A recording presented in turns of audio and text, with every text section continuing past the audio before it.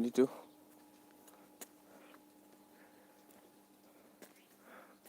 November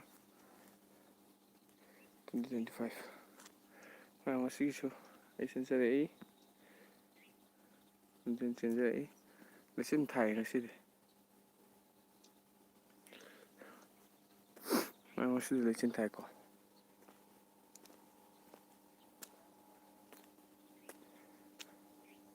ngasi listen yam thai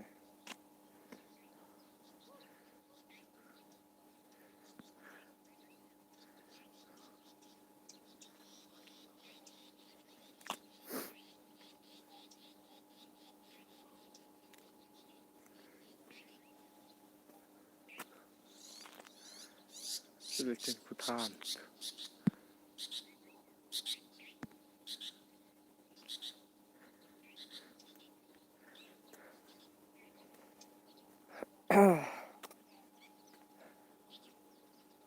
ngasi yam live se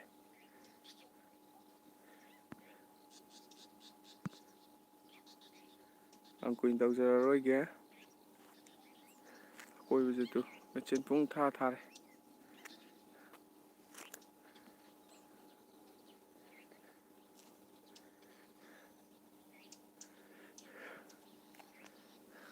hak상 fana leminase hak상 phabo view health is well copy gano mayam hak상 phabo na lani pupun hak상 fana leminase prongpu amukan na khurumjari